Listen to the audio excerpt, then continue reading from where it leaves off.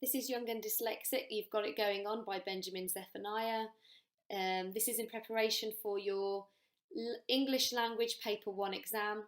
It could come up for question 4 and 5 if the exam board chooses for it to come up. It might not, but you must be prepared. So looking at the title, straight away we've got Young and Dyslexic. It's almost like he's asking you while you're reading this, are you young and dyslexic? And that suggests that his intended audience are those who are young and who are dyslexic. And then it goes on to say, you've got it going on. So it's quite informal, so he wants to be relatable and maybe speak kind of on the level of young people. But it's also reassuring and encouraging, and that we can see that again throughout the passage as well, especially towards the end, how encouraging he is and positive about being dyslexic. As a child, I suffered, but learned to turn dyslexia to my advantage, to see the world more creatively. So we know it's going to be anecdotal because we've got as a child. So Zephaniah is sharing a personal experience. He's also using emotive language, child and suffered. So he does want to appeal to the reader's feelings and evoke some sort of sympathy, really. But the next clause follows with a positive tone, the fact that he learned to turn dyslexia to his advantage. So this foreshadows that he's not just going to talk about the negatives of being dyslexic, but he's going to mostly focus on actually the positives. And it just creates this kind of defiant tone, which we will see throughout the passage. We are the architects, we are the designers. So the parallel sentence structure here focuses on these two roles, architects and designers, typically very creative, very skilled roles, highly respected. So he is emphasising that, you know, being dyslexic could be a great advantage for you. Look at the kind of great possibilities that you have. Notice also that he uses the collective pronoun we, so he's encouraging this sense of unity, and I'm sure he's trying to comfort those who have dyslexia, to say, you know, you're not on your own. I'm of the generation where teachers didn't know what dyslexia was. The big problem with the education system then was that there was no compassion, no understanding, and no humanity. So Zephaniah is using triplets here. Notice that they're all negative, no, no, no. In other words, the education system was extremely limited and just left no room for any real care or attachment to the students. I don't look back and feel angry with the teachers. The ones who wanted to have an individual approach weren't allowed to. The idea of being kind and thoughtful and listening to problems just wasn't done. The past is a different kind of country. So we've got negative language here, weren't and wasn't, and that just continues this idea that the education system back in the 70s in Birmingham was very limiting. And also it just creates this sense of frustration as well, which we will see as he shares some more anecdotes about him being at school. But there's a little bit of a twist there when he says the past is a different kind of country, which suggests that this was in the past and this isn't the case now. So again, there is an element of hope in this paragraph. And so there is an element of kind of positivity for those who are young and dyslexic now. At school, my ideas always contradicted the teachers. I remember one teacher saying that human beings sleep for 1/3 of their life. And I put my hand up and said, if there's a God, isn't that a design fault? If you've built something, you want efficiency. If I was God, I would have designed sleep so we could stay awake. Then good people could do 1/3 more good in the world. So this is an anecdote. Again, he's using dialogue to kind of give us an insight into the type of student and young person that he was. He's really trying to highlight how creatively he used to think, which again links to this idea that he argues if you're dyslexic, that helps you be more creative. Unfortunately, the teacher offers quite a contrast to that. So the teacher said, "Shut up, stupid boy. Bad people would do 1/3 more bad." So the use of dialogue here, which includes insults towards Zephaniah, obviously doesn't paint the teacher in a good light. It helps exemplify the harshness of the education system that he has previously talked about. But most importantly, it highlights this contrast of how negative the system was. This teacher focuses on how bad people could do more bad, whereas Zephaniah focused on the fact that good people could do more good.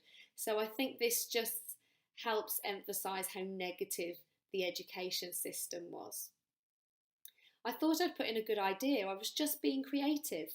She also had a point, but the thing was, she called me stupid for even thinking about it.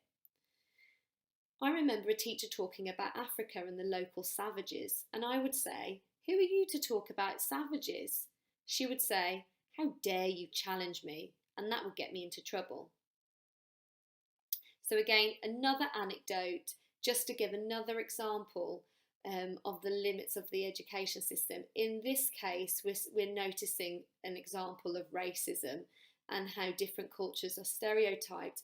You know, bearing in mind Benjamin Zephaniah is a minority. So we're also seeing he's not just stereotyped for his cognitive ability, but he's also stereotyped for his race. So he had kind of very little chance, really, which he'll talk about in a moment, in education. He had everything kind of going against him.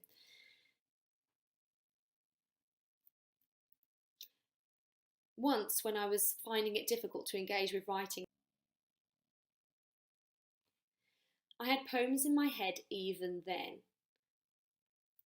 So I think that's just really sad to think about the system that he was in and how discouraging it was for him. And he already had poems, so he had so much potential at the age of 10 or 11.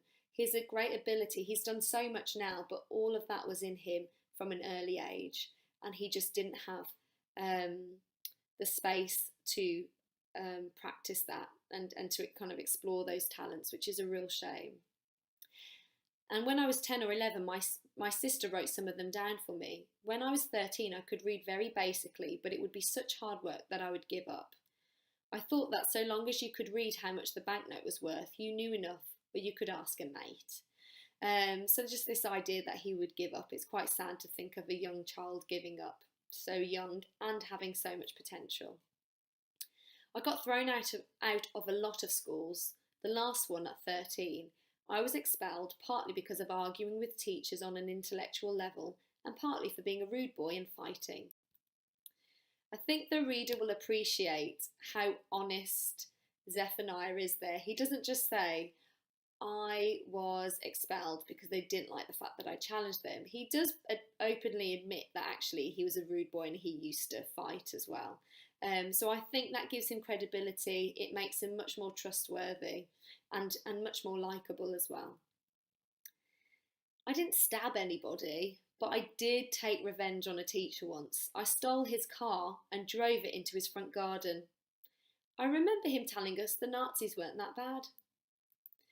So interesting organisation here. Look at how he structured this. He starts with, "I didn't stab anybody," which obviously would be a terrible crime, but then goes on to say, "I stole his car," which is pretty bad to steal a teacher's car. But because he started with this idea of, "Well, I didn't stab anyone," now the reader doesn't think he's as bad. And then he very quickly moves on to tell us a horrible detail about this teacher who clearly was extremely racist, to argue that the Nazis weren't that bad. So again, it just helps us like Zephaniah a bit more and maybe make excuses for his, or not excuses, but justify his actions and understand it within the context of the world that he lived in. He could say that in the classroom. "When I was in Borstal, I used to do this thing of looking at people I didn't want to be like. I saw a guy who spent all his time sitting stooped over and I thought, I don't want to be like that. So I learned to sit with a straight back.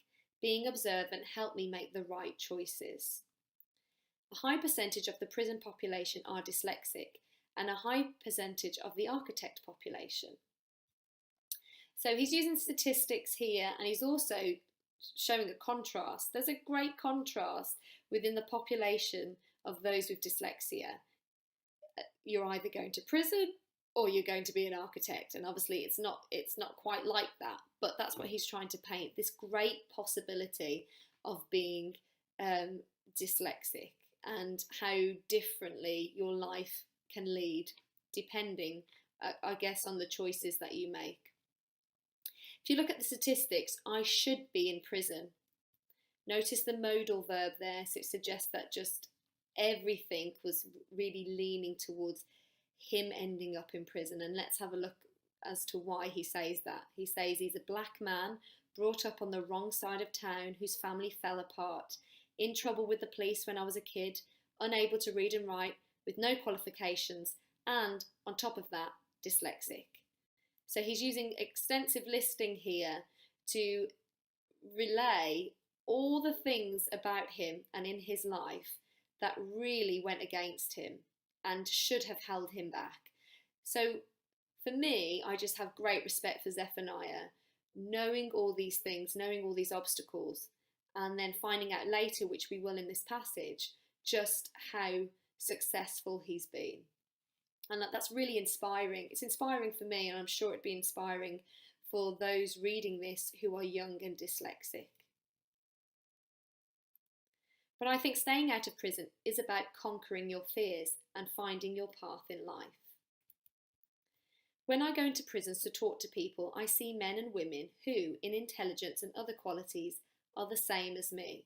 But opportunities opened for me, and they missed theirs, didn't notice them, or didn't take them. I like how he's worded this, because he hasn't said that they don't have the opportunities, and Zephaniah really tries to maintain this sense of positivity and hope. So he doesn't say that they don't have opportunities, but he's just said that they missed them, they didn't notice them, or they didn't take them. But he doesn't say that those opportunities aren't there. So again, he maintains that that positive, encouraging tone. I never thought I was stupid. I didn't have that struggle. If I have someone in front of me who doesn't have a problem reading and writing telling me that black people are savages, I just think, I'm not stupid. You're the one who's stupid. I just had self-belief. So he uses a simple sentence here. He does also at the beginning of this paragraph, I never thought I was stupid. I didn't have that struggle. And that just creates this real confident tone and a real kind of defiant tone as well, which suggests to the reader that, you know, to succeed, you have to have that self-belief. You have to have that confidence. For my first book, I told my poems to my girlfriend who wrote them down for me. It really took off, especially within the black community. So he's using colloquialisms. We've seen that in the title as well. You've really got it going on to hopefully relate to the reader, and that's what's made him lovable as well. Because if you look at the next line, he says, "I wrote with love for with love," and that's what actually people liked, and it made people feel like they could relate to his poems. So he's kind of learnt how to communicate effectively with others. People didn't think they were dyslexic poems, they just thought I wrote phonetically. At 21, I went to an adult education class in London to learn to read and write. The teacher told me, "You are dyslexic." And I was like, do I need an operation? So he's, I love that line. He's using humour. So he's creating a light-hearted tone, but also he's showing that he didn't know what that was, especially growing up in the 70s. There wasn't as much awareness then as there is now about dyslexia. So it's also highlighting his naivety to his cognitive abilities.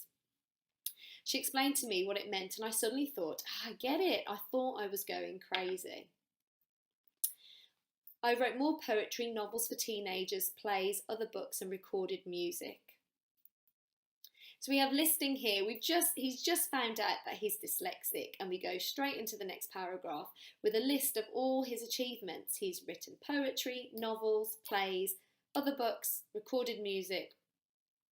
So again, we're just getting this idea that, you know what, you've just got to have this self-belief, you've got to find your path in life and look at all the things that you can achieve. I take poetry to people who do not read poetry. Still now, when I'm writing the word not, I have to stop and think, how do I write that? I have to draw something to let me know what the word is to come back to it later. So if you notice he's using temporal marker still now, he is highlighting that even though he's done well, dyslexia hasn't left him. It's still something, it's still an obstacle that he has to deal with. So he still struggles to spell and he has to really think about it. So for example, the next line says, if I can't spell question, I just put a question mark and come back to it later. So he's sharing his techniques and strategies to cope with dyslexia. And that is exemplifying his creativity and how he kind of works around his difficulties. When I look at a book, the first thing I see is the size of it, and I know that's what it's like for a lot of young people who find reading tough. So again, he's trying to relate to his reader. When Brunel University offered me the job of Professor of Poetry and Creative Writing, I knew my students would be officially more educated than me. So look at the language choice here. First of all, we've got Brunel University, Professor. So these are kind of, this is language of like academia. Again, which just highlights that dyslexia should not hold you back in the academic world. I tell them you can do this course and get the right grade because you have a good memory.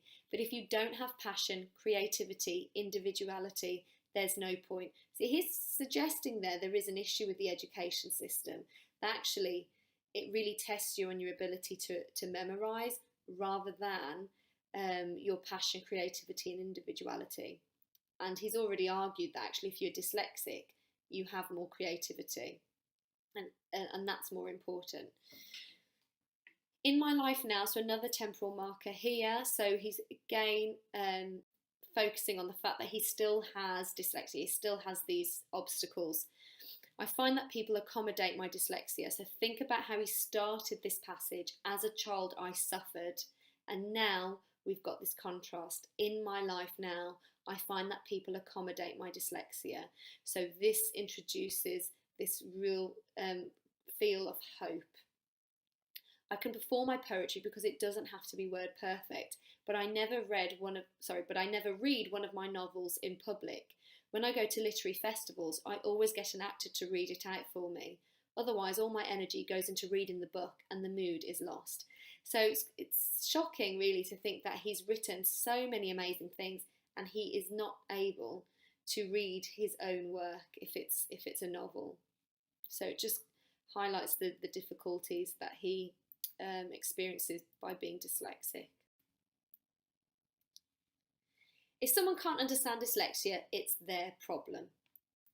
So we've got this defiant tone again. In the same way, if someone oppresses me because of my race, I don't sit down and think, how can I become white? It's not my problem, it's theirs, and they are the ones who have to come to terms with it. I just love this whole paragraph. He's so defiant, he's funny as well, and his use of humour highlights how ridiculous stereotyping is. It's interesting that he groups the people stereotyping him or judging him for his dyslexia with judging him for being black as well. So he's kind of highlighting that this was a shared, almost the lines between being black and being dyslexic were blurred. He was kind of stereotyped for both. If you're dyslexic and you feel there's something holding you back, just remember it's not you. So we've got punctuation here, the use of the colon.